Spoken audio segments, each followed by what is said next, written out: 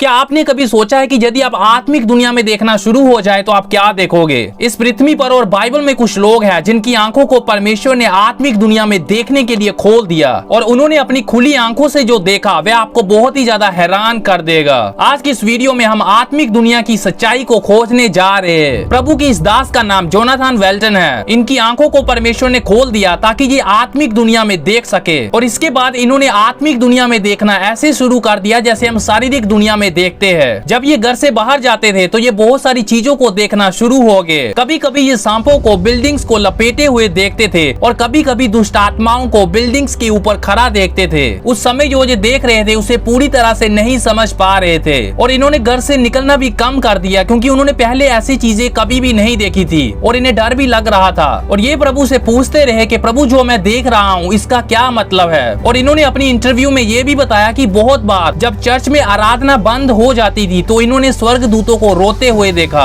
और जब ये रोड पर चलते थे तो ये लोगों को देखकर ही पहचान लेते थे कि ये यीशु मसीह में विश्वास करता है या नहीं। जब ये किसी विश्वासी को देखते थे तो उनके पीछे एक चमकदार रोशनी को देखते थे जो कि परमेश्वर की महिमा है, जिसे देखकर ये समझ जाते थे कि ये विश्वासी ही है क्योंकि परमेश्वर की महिमा सिर्फ विश्वासियों के द्वारा ही चमकती है। और जो लोग प्रभु यीशु में विश्वास नहीं करते उनके आगे ये एक काले पर्दे को देखते थे जिसे देखकर ये समझ जाते थे कि ये वही है जिसके बारे बाइबल कहती है कि शैतान ने लोगों के मनों को अंधा कर दिया है ताकि वह सच्चाई को ना देख सके। इस प्रकार से इनके लिए विश्वासी और अविश्वासी को पहचानना बहुत ही ज्यादा आसान हो गया। और कभी कभी ये विश्वासियों के आसपास काले बादलों को देखते थे जो उनको घेरे हुए होते थे और उनके आसपास रोशनी भी चमक रही होती थी। तो ये अपनी आत्मा में समझ जाते थे कि ये विश्वासी किसी प्रकार की बीमारी या डिप्रेशन में से होकर जा रहा है। बाइबल में लिखा है नीति वचन 12 और 18 ऐसे लोग हैं जिनका बिना सोच विचार का बोलना तलवार की नाई चुभता है परंतु बुद्धिमान के बोलने से लोग चंगे होते हैं। इन्होंने इस वचन के अनुसार प्रार्थना की कि प्रभु मुझे ऐसी जीभ दे ताकि मेरे बोलने के द्वारा लोग चंगे हो जाए। और एक बार जब ये अपनी मीटिंग में लोगों की चंगाई के लिए प्रार्थना कर रहे थे तो वहाँ पर एक औरत थी जो डिप्रेशन में थी और खुश बिल्कुल भी नहीं थी। और इन्होंने अपनी आत्मिक आंखों के द्वारा देखा कि उनकी बॉडी में बहुत सारी स्टिक्स घुसी हुई है और हर एक स्टिक के ऊपर एक नाम लिखा हुआ था जैसे कि फेयर, रिजेक्शन, अनफॉरगिवनेस etc। जिसे देख कर इन्हें आत्मा में पता चला कि ये औरत इन सारी चीजों में से होकर जा रही है। तब प्रभु के दास ने उस औरत से कहा कि मैं अपनी आंखों से ये देख रहा हूँ। तब उस लेडी ने कहा कि ये बिल्कुल सच है क्योंकि मैं कई सारी बीमारियों और ऐसी चीजों में से होकर जा रही हूँ। तब प्रभु के दास ने एक एक करके उन सारी चीजों के लिए प्रार्थना की और जैसे जैसे वह प्रार्थना करते गए वैसे वैसे वह स्टिक्स उनसे दूर होती गई और फिर वह पूरी तरह से आजाद हो गई और उसका सारा दुख आनंद में बदल गया। और इसके बाद डॉक्टर्स के द्वारा कंफर्म भी किया गया कि वह पूरी तरह से चंगी हो चुकी है। एक बार जब ये किसी मीटिंग में गए तो इन्होंने प्रचारक के दोनों ओर 15 फीट के आसपास 2 स्वर्गदूतों को देखा जो इन्होंने पहले कभी भी नहीं देखे थे। और उन स्वर्गदूतों के आसपास आग थी जो कि जल रही थी। जब उन्होंने इन स्वर्गदूतों को देखा तो वह ये नहीं सोच रहे थे कि वाह ये तो बहुत ही ज्यादा अद्भुत है, लेकिन वे पूरी तरह से डरे हुए थे। और जब वे वहाँ से भाग जाने के बारे सोच रहे थे तो एक स्वर्गदूत उनके पास आना शुरू हुआ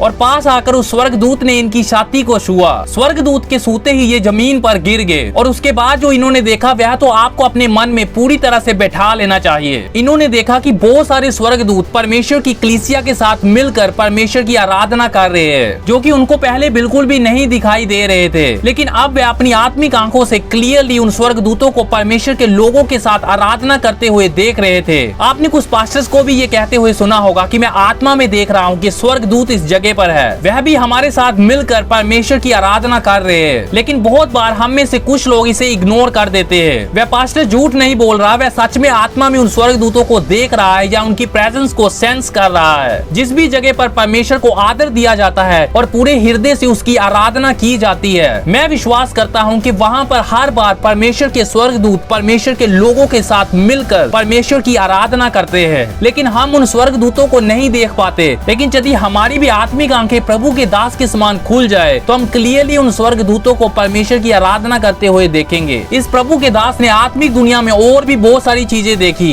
यदि आप उसके बारे और जानना चाहते हो या इनसे आत्मिक दुनिया के बारे और सीखना चाहते हो तो आपको उनकी ये बुक जरूर रीड करनी चाहिए। इस बुक का लिंक आपको इस वीडियो के डिस्क्रिप्शन में मिल जाएगा। आइए अब हम एक और पर्सन के बारे बात करते हैं जिसने आत्मिक दुनिया में देखा। उसने शैतान को अपने आमने सामने देखा। इस प्रभु की दासी ने अपनी इंटरव्यू में बताया कि वह एक मीटिंग से अपने घर वापस आए थे। उस मीटिंग में प्रभु ने बहुत ही ज्यादा महान काम किए थे जिसके कारण कारण शैतान बहुत ही ज्यादा क्रोधित हो गया और शैतान इनके कमरे में ही आ गया। इन्होंने अपनी खुली आंखों से शैतान को अपने आमने सामने देखा। इन्होंने देखा कि शैतान बहुत ही ज्यादा गुस्से में था और वह इनको मारना चाहता था। यह देखकर वह डर गई, क्योंकि उन्होंने पहले कभी भी शैतान को ऐसे नहीं देखा था। जब वह डर रही थी तब परमेश्वर की आत्मा ने उनसे कहा कि मत डर, केवल प्रभु यीशु के लहू की सामर्थ को प्रकट कर। और तब इनके अंदर से एक रोशनी निकली और उस रोशनी ने शैतान को पूरी तरह से गायब कर दिया। यदि आप भी प्रभु यीशु में विश्वास करते हो तो आज मैं आपको बताना चाहता हूँ कि आपको किसी भी दुष्ट आत्मा या शैतान से डरने की जरूरत नहीं है, क्योंकि जो आपके अंदर रहता है वह हर प्रकार के शैतान से बहुत ही ज्यादा सामर्थी और बहुत ही ज्यादा बड़ा है। आइए अब हम बाइबल में देखते हैं कि जब परमेश्वर ने अपने दास की आंखों को आत्मिक दुनिया में देखने के लिए खोल दिया तब उसने क्या देखा। बाइबल में लिखा है कि अराम के राजा ने इजराइल के राजा के विरोध में युक्ति बनाई कि उसको किस तरीके से फंसाया जाए। और अलीशा जो कि परमेश्वर का भविष्यवक्ता था, उसे अपने स्थान पर बैठे हुए ही पता चल गया कि अराम का राजा इजराइल के राजा के विरोध में क्या युक्ति बना रहा है। इसलिए उसने अराम के राजा की युक्ति इजराइल के राजा को बताई, जिसके कारण इजराइल का राजा उसकी युक्ति में बिल्कुल भी नहीं फंसा। और ऐसा एक बार नहीं हुआ, ऐसा बार बार होता गया। और फिर एक दिन अराम का राजा कहता है कि हम में से कौन है जो इजराइल के राजा की ओर है, जिसके कारण हमारी हर एक युक्ति हर बार असफल हो जाती है। तब अराम के राजा के दासों में से एक ने कहा, लेकिन इजराइल में एक भविष्य वक्ता है, और वह भविष्य वक्ता जो तू अपने बेडरूम में सीक्रेट बातें करता है वह भी इजराइल के राजा को बताता है। तब अराम के राजा ने कहा कि अलीशा को पकड़कर मेरे पास लेकर आओ। और उसने रात ही को एक बहुत ही बड़ी सेना को अलीशा को पकड़ने के लिए भेज दिया और उन्होंने रात ही को आकर अलीशा को पूरी तरह से घेर लिया। जब अगला दिन आया तो अलीशा का सेवक उठकर देखता है कि उसको और अलीशा को पूरी तरह से राजा की सेना के द्वारा घेर लिया गया है। ये देखकर वह पूरी तरह से डर गया और वह अलीशा के पास भागता हुआ जाता है कि हाय मेरे स्वामी, अब हम क्या करें, हमें राजा की सेना के द्वारा पूरी तरह से घेर लिया गया है। वो पूरी तरह से डर चुका था। लेकिन जब अलीशा ने ये सुना तो अलीशा बिल्कुल भी नहीं डरा। क्या आप जानते हो कि अलीशा क्यों नहीं डरा? क्योंकि अलीशा आत्मिक दुनिया में वह देख रहा था जो उसका सेवक नहीं देख पा रहा था। बाइबल में लिखा है कि अलीशा ने परमेश्वर से प्रार्थना की कि परमेश्वर इसकी आंखों को खोल दे। और जब परमेश्वर ने अलीशा के सेवक की आंखों को खोला तो उसने देखा कि अलीशा के चारों ओर का पहाड़ अग्नि में घोड़ों और अग्नि में रथों के साथ घिरा हुआ है। जो अलीशा का सेवक था उसका फोकस राजा के द्वारा भेजे गए सैनिकों पर था, लेकिन अलीशा आत्मिक सैनिकों को देख रहा था। भविष्यवक्ता अलीशा का फोकस वह राजा के द्वारा भेजे गए सैनिक नहीं थे, लेकिन वो आत्मिक सैनिकों को देख रहा था। इसीलिए उसने अपने सेवक से कहा कि मत डर, क्योंकि जो हमारी ओर है वह उनसे अधिक है जो उनकी ओर है। अलीशा ने ये नहीं कहा कि जो हमारी ओर है वह उनसे अधिक है, लेकिन अलीशा ने कहा कि जो हमारी ओर है वह उनसे अधिक है जो उनकी ओर है। उनकी ओर कौन था? उनकी ओर शैतान और दुष्ट आत्माएं थी, लेकिन अलीशा की ओर परमेश्वर की सेना थी। अलीशा बिल्कुल भी नहीं डर रहा था, क्योंकि वह आत्मिक दुनिया में खुली आंखों से देख रहा था। और जब उसने परमेश्वर से अपने दास की आत्मिक आंखों को खोलने के लिए कहा तो परमेश्वर ने उसके दास की आंखों को भी खोल दिया और फिर वह भी क्लियरली देख पाया कि परमेश्वर ने अपनी सेना को अलीशा के लिए भेजा है। और परमेश्वर की सेना ने किस प्रकार से अलीशा के आसपास के चारों ओर से पहाड़ों को घेर कर रखा हुआ है। जो मैंने आपके साथ अब तक शेयर किया है वह बताता है कि आत्मिक दुनिया एक असली दुनिया है, ये किसी की कल्पना नहीं है। इसलिए आप बिल्कुल ना सोचे कि आत्मिक दुनिया नहीं है। आत्मिक दुनिया एग्जिस्ट करती है और आपको आत्मिक दुनिया के बारे अवेयर होना चाहिए। आपको पता होना चाहिए जब दुष्ट आत्माएं आपसे बात करती है। यदि आप आत्मिक दुनिया के बारे और सीखना चाहते हो तो नीचे कमेंट्स में जस्ट टाइप जरूर करें और मैं ऐसी और वीडियोस आपके लिए बनाकर लेकर आऊंगा। मैं आत्मिक दुनिया के ऊपर और वीडियोस को लेकर आऊंगा। हमारे आने वाले वीडियोस को देखने के लिए अभी हमें सब्सक्राइब या फॉलो करें।